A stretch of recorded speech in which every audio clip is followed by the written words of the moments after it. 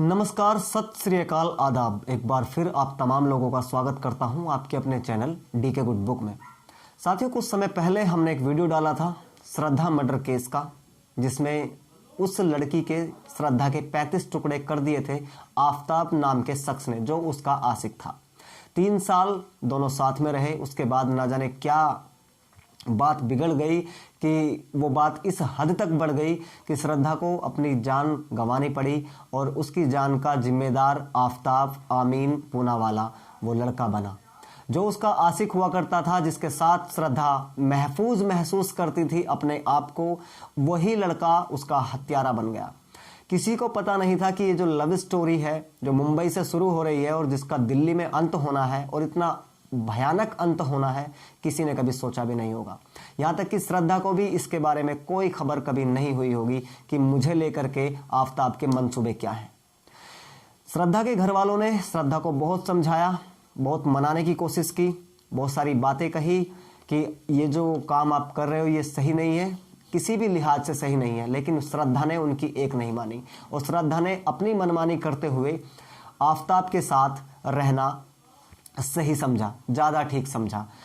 जब श्रद्धा की माँ की मृत्यु होती है, तब श्रद्धा 2-3 दिन के लिए अपने घर जाती है। तब भी वो अपने पिताजी से सही से बात नहीं करती, क्योंकि उसके पिताजी बार बार वही चीज़ कहते हैं कि बेटा आप गलत कर रहे हो, आप आफताब के साथ मत रहो, आप उससे अपने आप को अलग कर लो। लेकिन श्रद्धा कहाँ सुनने वाली थी। उसने अपने घर वालों की बात नहीं सुनी और वापस चली जाती है दिल्ली।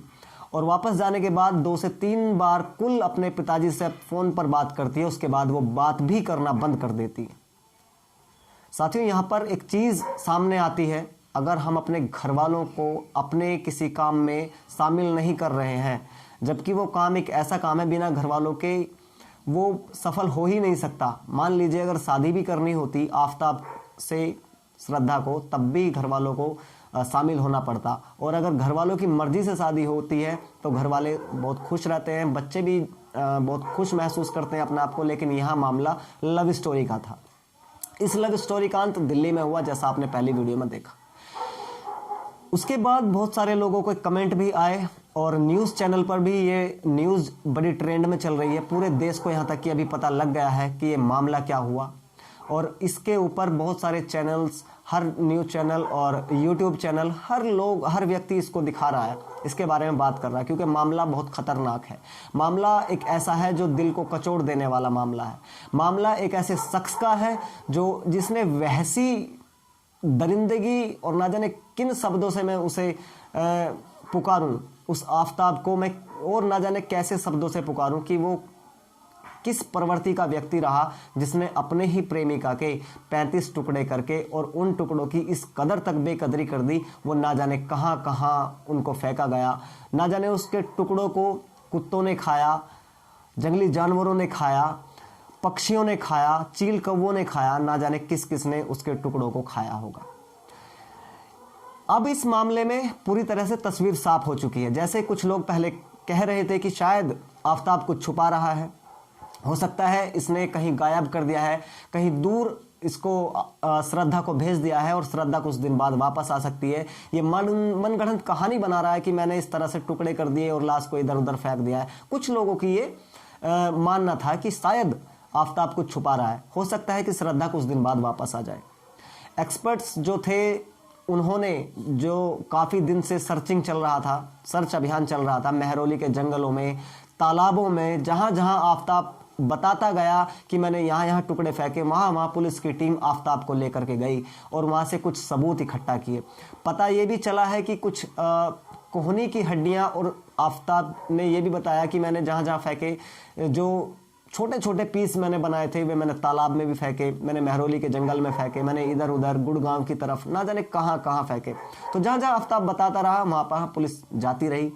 और जांघ की हड्डी, जो श्रद्धा की जांघ की हड्डी थी, वो भी पता लगा है कि बरामद कर ली है। कोहनी की हड्डी बरामद कर ली है। जबड़े का कुछ हिस्सा बरामद कर लिया है, वो तालाब से मिला है। और भी शरीर की कुछ हड्डियां पुलिस ने बरामद कर ली है और उनको भेज दिया है फॉरेंसिक जांच के लिए। फॉरेंसिक लैब में उनकी जांच हुई और डॉक्टरों का भी यही कहना है, जो डीएनए टेस्ट वगैरह हुआ है उससे ये साफ हो चुकी है तस्वीर कि श्रद्धा अब इस दुनिया में नहीं है। श्रद्धा अब कभी वापस नहीं आ सकती, क्योंकि श्रद्धा की मौत हो चुकी है और इस मौत का पूरा जिम्मेदार अगर कोई है तो वो मात्र एक शख्स, यानी वही आफ्ताब अमीन पूनावाला। आफ्ताब अमीन पूनावाला ये वही शख्स है जिसने श्रद्धा के साथ 3 साल काटे। यहाँ किसी श्रद्धा का कत्ल नहीं हुआ है, यहाँ कोई मर्डर नहीं हुआ है, यहाँ विश्वास का कत्ल हुआ है। यहाँ एक ऐसी लव स्टोरी का कत्ल हुआ है कि यहाँ पर जितने भी, ये लव स्टोरी उनके लिए भी, ये वाकया उनके लिए भी है जिन लड़कियों को सर पे भूत चढ़ा हुआ है, इश्क का, प्यार का, मोहब्बत का जुनून इस कदर तक हावी हो गया है और वो अपने घर वालों से ज़्यादा विश्वास उस कल के आए लड़के पे करना शुरू कर देते हैं जो हो सकता है कि शायद उसका इस्तेमाल कर रहा हो, और उसके घर वाले उसको समझाने का प्रयास करते हैं लेकिन वो लड़की समझने को तैयार नहीं होती। यहाँ सिर्फ एक श्रद्धा नहीं मरी है, यहाँ ना जाने कितनी लड़कियों की उम्मीद मर गई है और ना जाने कितने घर ऐसे ही कारनामों से उजड़ गए हैं, ना जाने कितने। सोचने वाली बात यह है, अगर कोई किसी को प्यार करता है, मोहब्बत करता है और इस तरह के बहलाने फुसलाने का काम करता है, उसके चक्कर में इतना भी मत आओ कि अपने आप को पूर्णतः उसके ऊपर समर्पित कर दो और हो सकता है कि वो आपका फ़ायदा उठा ले, आपको वही कहानी दूसरी बार सुनने को मिले कि जैसा आज श्रद्धा के घर वालों को सुनने को मिल रहा है। श्रद्धा ने अपनी जान गंवाकर इस लव स्टोरी का अंत किया। वही आफ्ताब, ये आफ्ताब है या कोई अन्य व्यक्ति है? देखिए, सबसे पहली बात तो मैं यहाँ पे क्लियर कर दूं, यहाँ हिंदू और मुस्लिम का मामला नहीं है, यहाँ किसी रिलीजन का मामला नहीं है, किसी धर्म का मामला नहीं है। यहाँ मामला है जिसकी जान गई, एक वो लड़की, वो चाहे किसी भी धर्म की हो, और जो उसमें लिप्त है, जो गुनहगार है, वो एक लड़का है, वो चाहे किसी भी धर्म या मजहब का हो। यहाँ हिंदू और मुस्लिम, ये हम इसके ऊपर बात ही नहीं करेंगे। और इसके लिए अभी मैं कुछ देर पहले न्यूज़ देख रहा था, यूट्यूब वगैरह पे भी लोगों ने डाल रखा है कि आफ्ताब मुस्लिम कम्युनिटी से आता है और मुस्लिमों का तो काम ही यही है, मुस्लिमों के खून में गद्दारी होती है और ना जाने किस किस नामों से संबोधित कर रहे हैं लोगों के अंदर गुस्सा है और ये गुस्सा जायज़ भी है। लेकिन मैं उन लोगों से एक चीज़ और कहना चाहता हूँ कि मेरे भाइयों, आपको समझना पड़ेगा, क्योंकि गुनहगार का कोई चेहरा नहीं है, कोई धर्म या मजहब नहीं है। गुनहगार किसी भी चेहरे के पीछे हो सकता है, गुनहगार किसी भी धर्म का हो सकता है। गुनहगार को सिर्फ गुनहगार की नज़र से हम देखें तो ज़्यादा अच्छा होगा। इस मामले को पॉलिटिकल मामला बनाने की कोशिश ना करें, राजनीतिक रोटियां सेकने की कोशिश ना करें। अरे उस घर से पूछ करके देखो, उस घर वालों से पूछ करके देखो जो श्रद्धा के पिता हैं, श्रद्धा का भाई है, उनसे पूछ करके देखो कि जिनकी बेटी गई है, जिनकी बहन गई है और 35 टुकड़ों में इधर उधर ना जाने कहाँ कहाँ उसकी लाश की बेकदरी हुई है। और कुछ लोगों को यहाँ पे बस राजनीतिक रोटियां सेकनी है, अनशन करना है, धरना प्रदर्शन करना है, मोमबत्तियां जलानी है। क्या होगा मोमबत्ती जलाने से, बताओ? मोमबत्तियां जलाना है, कैंडल मार्च निकालना है, क्या होगा? और ये पहला मामला नहीं है। देश में समय समय पर ऐसे मामले आते रहे हैं, चाहे वो तुम्हारा निर्भया का मामला हो, इसके बाद चाहे जम्मू कश्मीर में कठवा एक जगह है, चाहे वो वहाँ का मामला हो। निर्भया का मामला हुआ, वो एक हिंदू लड़की थी और 2 दलित लड़कियों को मार दिया गया बलात्कार करने के बाद, उन्हीं के दुपट्टे से लटका करके। राजस्थान का मामला चाहे वो हो, या जम्मू कश्मीर में कठवा में जो हुआ आसिफा नाम की लड़की के साथ, चाहे वो उसका मामला हो। अब जो हिंदू और मुस्लिम का इसमें मामला फंसा रहे हैं कि हिंदू और मुस्लिम वाला मामला है, लव जिहाद है और ना जाने किन किन नामों से संबोधित कर रहे हैं, तो मैं उनको एक चीज़ और बता देना चाहता हूँ। मेरा नाम दीपक कुमार है, मैं भी एक हिंदू हूँ और इसके हिंदू और मुस्लिम होने का कोई ये बड़ी चीज़ नहीं है। सबसे बड़ी बात है इंसान के अंदर इंसानियत होना। बहुत सारे लोगों ने शोर मचा रखा है सोशल मीडिया पे और टीवी में भी लोग कवरेज में बोल रहे हैं कि मुसलमानों की जात गंदी है, मुसलमानों का खून गंदा है, इनके मदरसों में ये चीज़ें सिखाई जाती हैं, ना जाने क्या क्या। ऐसा कतई नहीं है मेरे हिसाब से। मेरे हिसाब से मुजरिम सिर्फ मुजरिम है, गुनहगार गुनहगार है, वो किसी भी धर्म या जाति का हो। गुनहगार को वही सज़ा मिले जो मिलनी चाहिए और सज़ा देने का काम आम व्यक्तियों का नहीं है। सज़ा के लिए बाकायदा कोर्ट है, पुलिस है, पूरा सिस्टम है और जो कोर्ट को अच्छा लगता है, क्योंकि कोर्ट हमसे ज़्यादा आगे की सोचता है, जो उनको बेहतर लगेगा वो सज़ा उसको आफ्ताब को मिलेगी। तो सज़ा के बारे में हम बात नहीं करेंगे, हम उन लोगों के बारे में बात करेंगे जो चिल्ला रहे हैं, जो शोर मचा रहे हैं कि श्रद्धा का कत्ल हो गया और मुसलमान ने श्रद्धा का कत्ल कर दिया। सबसे पहले हिंदू मुस्लिम की बात है ही नहीं, ये श्रद्धा का मामला, ये जो मामला है ये पूर्णतः विश्वास पे टिका हुआ मामला था। यहाँ विश्वास का खून हुआ है, ना कि किसी हिंदू या मुस्लिम का। अब इस विश्वास के लिए मैं एक बात और बता देना चाहता हूँ, जो लड़कियां जिनके ऊपर भूत चढ़ा हुआ, जैसे मैंने पहले बताया, वो इस कहानी से सीख ले सकती हैं, वो इस कहानी से समझ सकती हैं कि शायद आपके घर में वो कहानी ना दोहराई जाए जो श्रद्धा के घर में आज दोहराई जा रही है। उससे आप बचने का प्रयास करें। आपके घर वालों ने 20-22 वर्ष तक आपको पाल पोस करके बड़ा किया है, आपसे ज्यादा जानते हैं इस दुनिया को वो, और आपके अच्छे में आपके गलत में हमेशा साथ भी रहते हैं। तो जो वो कहते हैं वो गलत नहीं कहते हैं, उनकी बात भी कभी कभी समझ लेनी चाहिए। ये इश्क का बुखार ज्यादा दिन तक नहीं रहता है, जब नशा उतरता है तो चौड़ा चौड़ा ऐसा दिखता है कि कुछ बचा ही नहीं है। तो घर वाले हमें गलत नहीं कहते हैं। जो घर वालों की बात अगर हम नहीं समझेंगे तो ये बार बार समय समय पर श्रद्धा जैसे मामले, आसिफा जैसे मामले, निर्भया जैसे मामले, इनको हम देखते रहेंगे, ये हमें देखने को मिलते रहेंगे समाज में। कोई नया मामला नहीं है। इस कहानी से हमें समझना है कि हमें अपने घर की बेटियों को, बच्चियों को किस तरह से समझाया जा सकता है कि ये जो मामला हुआ है इसको, इससे हमें सीख लेनी है, ना कि इसके ऊपर राजनीतिक रोटियां सेकनी, ना कि अपनी पॉलिटिक्स चमकानी। कुछ नेता लोग कुछ हैं इस तरह के जो कह रहे हैं कि ये दिल्ली का मामला है तो केजरीवाल जिम्मेदार है, कोई कह रहा है ये बीजेपी जिम्मेदार है। भाई केजरीवाल, बीजेपी, एसपी, बीएसपी, कोई इसमें कोई अपना पैर फंसाने की कोशिश ना करे, इस पे कोई अपनी राजनीतिक रोटियां सीखने की कोशिश ना करे, क्योंकि हिंदू मुस्लिम का मामला नहीं है। अब हिंदू चाहेगा कि हिंदुओं की वोट बटोरने के लिए वो श्रद्धा की तरफ खड़ा है, मुसलमान कोई नेता आएगा ओवैसी टाइप, वो मुसलमानों की तरफ खड़ा है। तो ये तो राजनीतिक रोटियां सेकते रहेंगे, इनकी बातों में आपको नहीं आना है। जो हमारी आम जनता है ना, उनकी बातों में कतई नहीं आना है। वो सिर्फ अपना फायदा ढूंढते हैं किसी भी केस में। जिस घर से बच्ची गई है ना, उस घर में अगर वो बैठ करके उनको सांत्वना दे, 10-15 मिनट उनके पास बिताएं, तो शायद उसके घर वालों को भी अच्छा लगेगा। लेकिन ऐसा नहीं करेंगे, ये चक्का जाम करेंगे, ये कैंडल मार्च निकालेंगे, ये ना जाने भड़काऊ भाषण देंगे और बहुत सारी चीजें करेंगे, लेकिन जो करना है वो नहीं करेंगे। अब मैं आता हूं वापस वही हिंदू और मुस्लिम वाले मामले पे। आज श्रद्धा का मर्डर हुआ, आफताब ने कर दिया। ये एक मुस्लिम मामला है, मुस्लिम लड़का यहां पर है। लोग कह रहे हैं मुसलमानों की जात गंदी होती है।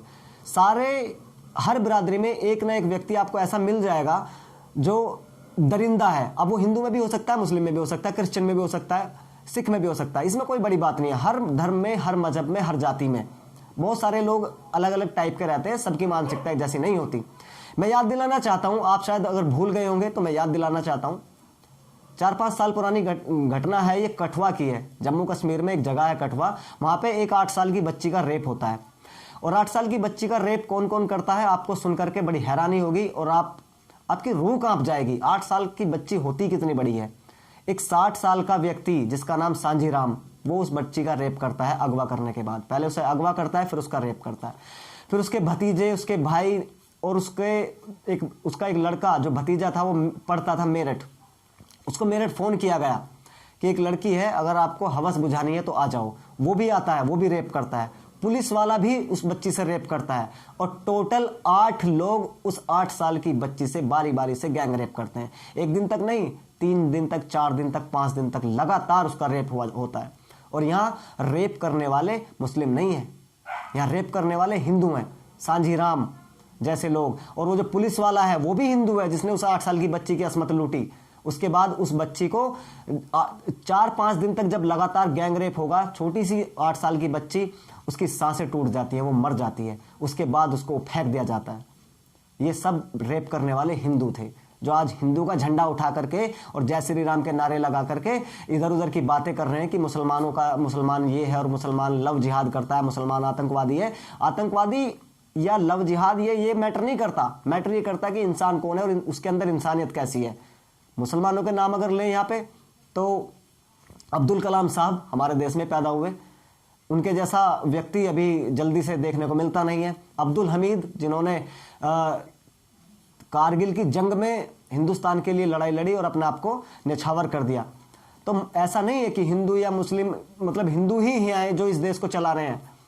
समय आने पर, समय पड़ने पर, जरूरत पड़ने पर मुसलमानों ने भी इस देश के लिए कुर्बानी दी है। यहाँ ना मैं किसी की सपोर्ट कर रहा हूँ, ना मैं किसी का कोई ऐसा है कि हिंदुओं की मैं खिलाफत कर रहा हूँ। नहीं, मैं खुद एक हिंदू हूं, तो मैं नजदीक से समझ सकता हूं। रेप करने वाले कठुआ में, जम्मू कश्मीर में 8 हिंदू थे। एक बच्ची 8 साल की थी जिसका नाम आसिफा, और आसिफा मुस्लिम लड़की थी। उसका कोई गुनाह नहीं था, फिर भी उसको अगवा करने के बाद में उसके साथ रेप किया। यहाँ पे आज श्रद्धा है, श्रद्धा हिंदू लड़की है और आफताब मुस्लिम लड़का है।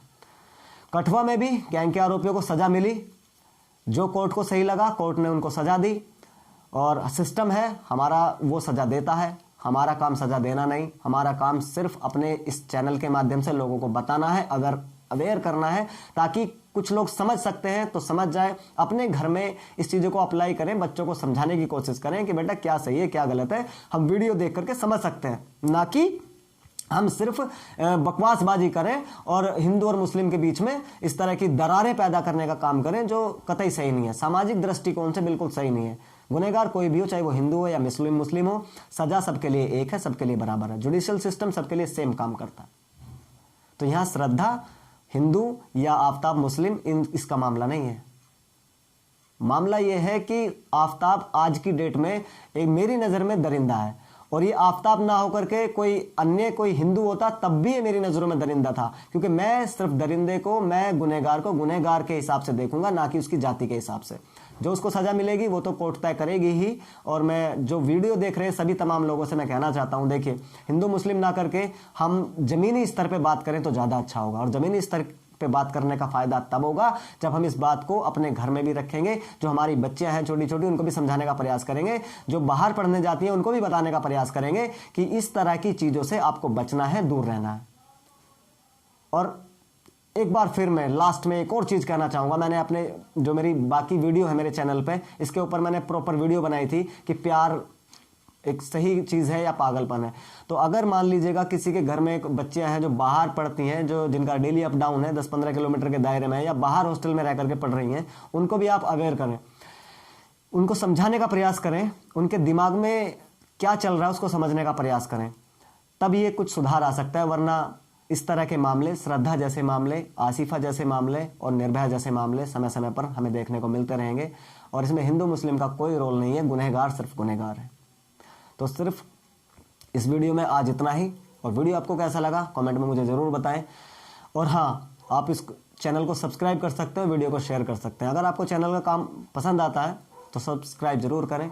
धन्यवाद, थैंक यू सो मच, अपना ख्याल रखें। जल्दी मिलता हूँ किसी और नए टॉपिक के साथ, किसी और नए मुद्दे के साथ। लास्ट में एक बार फिर अपने घर में इस तरह की बातों का जिक्र जरूर हो, आपके बच्चों के मन में क्या चल रहा है उनसे दोस्त की तरह पूछताछ जरूर हो, और उनका दोस्त बन के उनसे पूछताछ हो, ना कि बाप बन के। क्योंकि बच्चे, जब हम बच्चों से एक फ्रेंडली रिश्ता रखते हैं तो बच्चे हमसे सारी चीज़ें शेयर कर देते हैं। और लड़कियों से जो बाहर पढ़ती हैं या बाहर रह रही हैं, उनसे भी मेरी एक और गुजारिश है लास्ट में कि आप अपने घर वालों की बात को ज़्यादा तवज्जो दें, ना कि कल परसों से आपकी ज़िंदगी में आए किसी लड़के को। वो आपकी ज़िंदगी में कितना अहम है, इस चीज़ को आप अंदाज़ा लगा सकते हैं इस श्रद्धा मर्डर केस से। सो बात की एक बात ये कि घर वाले हमारे सबसे बड़े शुभचिंतक हैं, वो हमारा अच्छा ही सोचेंगे, कभी हमारा गलत नहीं सोचेंगे। यहाँ गलती थोड़ी सी ये हुई श्रद्धा से भी, क्योंकि उसने अपने घर वालों की बात नहीं मानी, और उसने अपने घर वालों को अपने खिलाफ कर लिया, और खुद भी खिलाफ हो गई इस दरिंदे आफताब के लिए। लेकिन इसने फिर वही विश्वास का खून किया, क्योंकि श्रद्धा विश्वास के साथ इसके साथ गई थी, और इसने उसके विश्वास का खून करते हुए उसको 35 टुकड़ों में बांट दिया। इस दरिंदे को जल्दी से जल्दी सजा दे। और एक चीज़ और दरख्वास्त करना चाहूँगा इस वीडियो के माध्यम से कि इस केस को ज़्यादा डिले ना किया जाए, जितना जल्दी हो सके इसको जजमेंट पे ला करके और इसके सज़ा का प्रावधान निर्धारित किया जाए। जो भी सज़ा हमारे कानून को सही लगती है वो सज़ा इसको दिया जाए, लेकिन जल्दी से जल्दी दिया जाए। धन्यवाद बहुत बहुत इस वीडियो को देखने के लिए, और दोबारा से मिलता हूँ नए टॉपिक के साथ। तब तक के लिए अपना ख्याल रखें। धन्यवाद, thank you so very much, God bless you, जय हिंद।